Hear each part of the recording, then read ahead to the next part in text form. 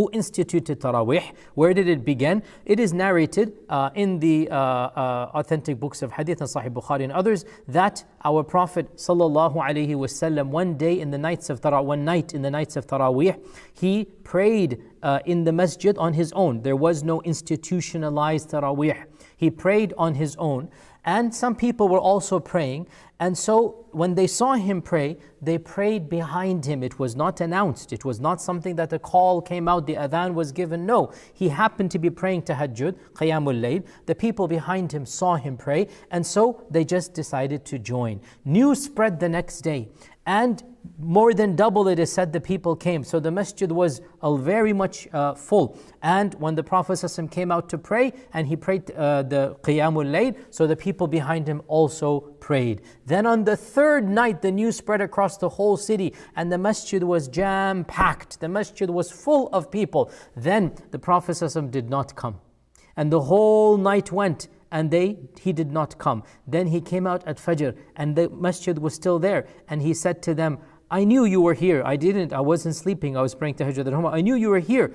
But the only reason I did not come out and lead you was I was worried that it might become obligatory. I was worried that either Allah Azza wa Jal would make it obligatory and then it would have been difficult for you, or some other people would assume that it's obligatory. So as a rahmah for you, as a mercy for you, I did not come out and pray. And that was the last Ramadan of his life, sallallahu alaihi wasallam, and he passed away. And therefore, the concept or the institution of praying was just established, and then Allah subhanahu wa ta'ala caused him to come back to himself. Then during the time of Abu Bakr as-Siddiq radiallahu anh, nothing happened. The people would just pray in the masjid on their own. During the first year of Umar's time as well, it is said that would happen. Perhaps in the second year, some say in the time of Umar ibn al-Khattab radiallahu anh, that it is reported in the Sahih Bukhari from Abdurrahman ibn Zayd al-Qari, that he said, one night, myself and Umar ibn al-Khattab, we walked outside, and it was one of the nights of Ramadan, and we went to the masjid of the Prophet sallallahu alaihi wasallam,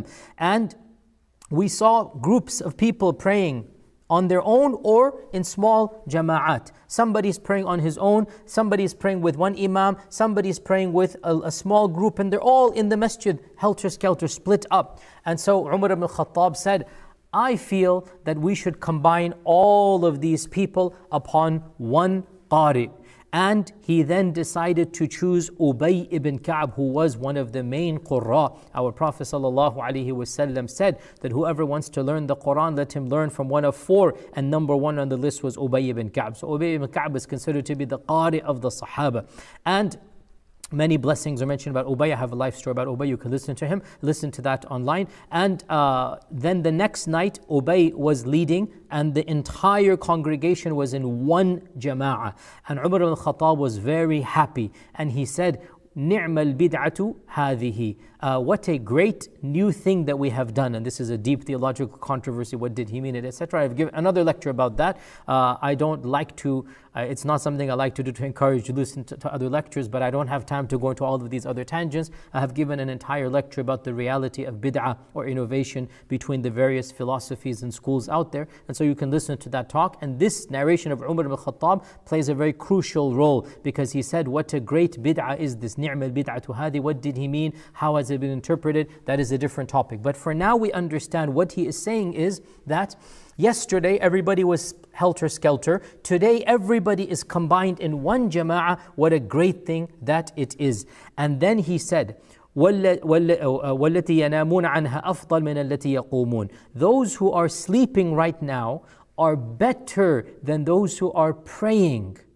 And then the narrator himself said he meant those who will wake up at the end of the night are better than those who are praying it now. Now we're going to come back to this point over here. Now this is the first year. Eventually, books of history mention to us that Umar ibn Khattab would appoint 2 imams for the men, and they would alternate back and forth. And then he would also eventually, when the sisters could not hear, so then he appointed an imam for the sisters. Remember, there's no microphone, there's no loudspeaker, so the sisters are all in the back, they cannot hear. So he appointed another imam for them. And for the men, he would also have alternating, either one day, or some say some rak'at over here.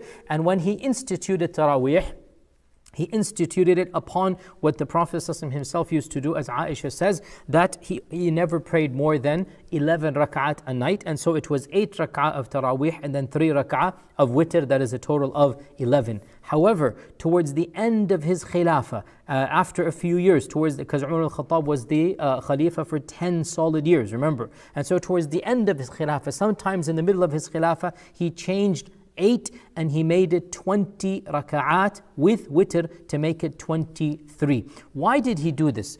The famous Maliki scholar Al-Baji from Andalus, the great Maliki scholar Al-Baji, he said the wisdom why Umar ibn al-Khattab did it from 8 to 20 is to make it easier for the people, because the 8 rak'ah would be so long that the people would bring their sticks and they would stand to get support. It would get so long. And so he made it 20 to make it easier for them. Smaller bits, they can rest and whatnot.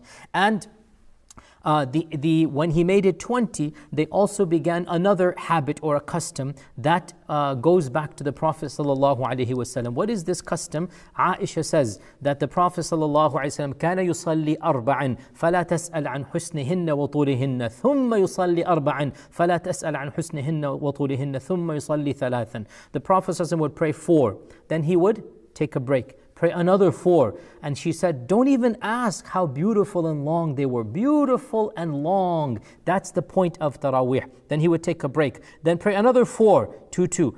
Then take a break. Then he would pray 3 rak'ah witr. So from this, in the time of Umar al-Khattab, they derived a custom or a habit. And that was after every 4 rak'at, 2, after every 4, they would take a break.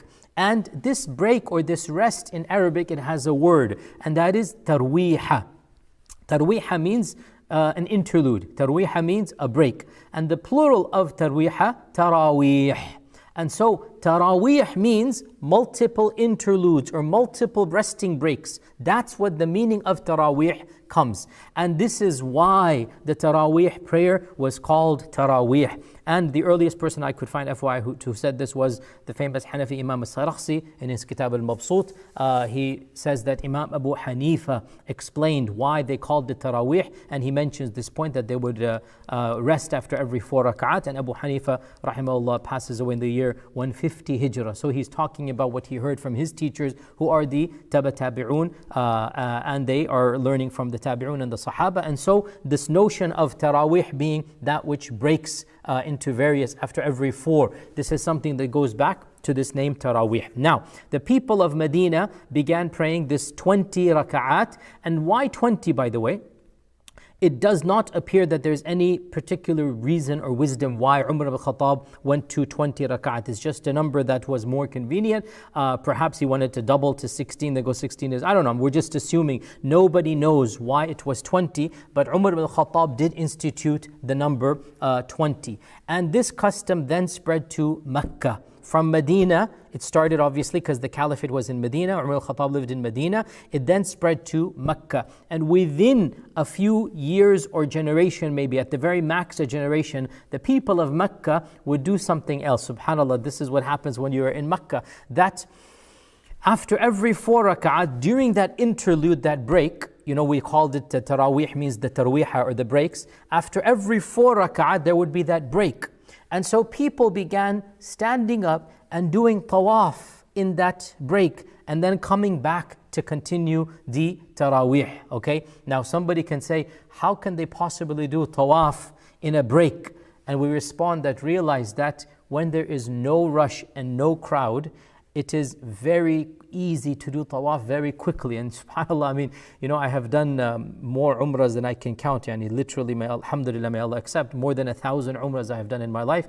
And there have been times that I have done a tawaf in less than 11 minutes. I have timed myself that at times, you know, these days it's almost impossible to, well, right now it is empty. May Allah bring the crowds back. We miss those crowds. But when I would go and it would be crowded, I would miss my times when I used to go as a student, and I would go in the middle of the season and I would do it at 3 a.m. or something, and it was absolutely dead empty. And you could kiss the black stone and you could do tawaf in 11, 12 minutes walking at a moderate pace. So this is the Taraweeh. Now the people of Mecca regularly began doing tawaf after every 4 raka'at. Subhanallah. When the people of Medina heard, we don't know exactly when, but estimate around 100 Hijrah, 120 Hijrah. So this is going back and forth. The people of Mecca and Medina are competing with one another for good. When the people of Medina heard this, they decided, because they cannot do tawaf, what should they do? They decided they're going to increase the number of rak'ahs of Taraweeh. And so they decided to pray, instead of 20, a generation after Umar al-Khattab, they decided to pray 36 raka'at. They added 16 raka'at and then 3 to make it a total of 39, almost 40, like they wanted to almost double it. So 39 raka'at they would begin to pray with witr, and that's what we find Imam al-Shafi'i saying that Za'farani asked Imam al-Shafi'i about the Taraweeh, and Imam al-Shafi'i said, رَأَيْتُ النَّاسَ يَقُومُونَ بِالْمَدِينَةِ ب39 وَبِمَكَّةَ ب23 وَلَيْسَ فِي شَيْءٍ مِنْ ذَلِكَ ضَيِّقٍ. That somebody, the famous scholar Za'farani asked Imam al-Shafi'i, what do you think about Taraweeh? How many raka'at? Imam al-Shafi'i said, I saw the people of Medina praying 39 raka'ahs. We explained 36 plus 3, 39. There was 36 Taraweeh. And I saw the people of Mecca praying 23 rak'ahs. And there is no harm in whichever position you want to follow. And Imam al-Shafi'i also said that if they lengthen the qiyam and they make the sajdas small, that is good. And if they make the qiyam here means the recitation. If they recite very long surahs and they make the sajda short, that's good. And if they recite smaller surahs and they make the sajdas long, that too is good. But I prefer the first. I prefer for Taraweeh that the recitation is long and the sajdas are short. So this is the opinion about Taraweeh, where it comes from, not the opinion, sorry, the meaning of Taraweeh. By the way, it's not the only meaning. Some scholars of the past also said that the term Taraweeh comes from the people of Mecca, not Medina, that this tawaf that they would do, they would call that the interlude. And so from the people of Mecca, the Taraweeh. And anyway, the point is that both of these terms go back to that rest and interlude, the rest from the long qiyam. So from the long qiyam, they would rest by doing tawaf. SubhanAllah, those were the days. We rest by just leaning back and lying down. They would rest by getting invigorated and doing tawaf, SubhanAllah. And one of my teachers, Shaykh Salman al-Auda, may Allah Azza wa Jal free him from the dhulm that he is currently undergoing in jail. But Shaykh Salman al-Auda also said that I also have a psychological interpretation of Taraweeh. It's not historical. He said Taraweeh also can come from the phrase arihna, raha, which means to find comfort, from the phrase of the Prophet sallallahu alaihi wasallam, arihna biha ya Bilal, that bring comfort, O Bilal, through the salah. So Shaykh Salman said that the Taraweeh is one of the greatest comforts of Ramadan. It brings comfort to our soul, and so it is called Taraweeh because we find peace in it. Now, that's not a historical interpretation, it is a psychological one. Historically speaking, the naming was done in the end of the first or the beginning of the second century, not by the Sahaba, not by the Prophet ﷺ, but by the students of the Sahaba, or maybe even their students, and early scholars, Imam al-Shafi'i and others, are using this term Taraweeh. No problem over here. Now, Imam al-Shafi'i explicitly said, I found the people of Medina praying 39, I found the people of Mecca praying 23, and whichever you want to do is fine. And this has been the standard position throughout Islamic history. Dear Muslims, please do not begin, especially at this time of COVID lockdown and things are already tense, please do not revert to the very petty issue of 8 verses 20. Subhanallah, from a historical perspective, it is non-existent. This controversy did not exist throughout the ummah. It was begun by one scholar of the last generation. May Allah bless and forgive him. A passionate scholar of hadith, very zealous but very unique as an interpretation. And he began claiming that to pray 20 rak'ah is an innovation or a bid'ah. And as Shaykh ibn Uthaymeen, my teacher, said, that whoever says that to pray more than 8 is a bid'ah, that person himself is saying a bid'ah, because no one before him ever said this in Islamic history, and that is very true. This interpretation that Taraweeh must be a certain number of raka'at, this is wrong, because Taraweeh is not a fard salah, it is a nafil salah. You want to pray more, you want to pray less, you want to pray 20, you want to pray 36, you want to pray whatever. It's not something that Allah Azza wa Jal has legislated. True, our Prophet as his own custom and habit, he would pray 8 rak'ah plus 3. Some have added 2, which is the introductory. So when he would wake up at night, our Prophet would pray 2 very quick rak'ah just to begin the Taraweeh or the Qiyam, we should say. This is any day, not just in Ramadan. Then he would pray 8 rak'ah, and Aisha said, don't even ask me how beautiful and long they were. Then he would pray 3 rak'ah witr. But he didn't tell us. In fact, when the companion came and said, Ya Rasulullah, how do I pray the Qiyamul Layl? He said, pray mathna mathna فَإِذَا خَشِيتَ الصُّبْحِ, pray 2 rak'ah. When you think that it's about time to pray Fajr, then stand up and pray witr. So this hadith is explicit, and this has been the position of pretty much the entirety of the ummah for the last 13 and a half centuries, up until one particular shaykh or alim comes along. And again, may Allah reward and forgive him and bless him for all the good that he has done. But still, everybody is human, and he had a position that went against pretty much everybody else. And because of this, and this great shaykh, he began a movement that became very popular across the globe. And this movement then began saying to pray 8 is the only thing possible. To do more than 8 is a bid'ah or an innovation. And this is frankly without any scholarly merit, and I'm being gentle when I say that. There is no scholarly merit in that position whatsoever. This is something that you look at historically. Pray whatever you want to pray, but the more important thing about the quantity is the quality. Please do not discuss back and forth. If somebody says that it is bid'ah to pray 20, say Jazakallah khair, make sure you pray the 8 as the Prophet prayed, end of story. Don't worry about the quantity, worry about the quality more than this.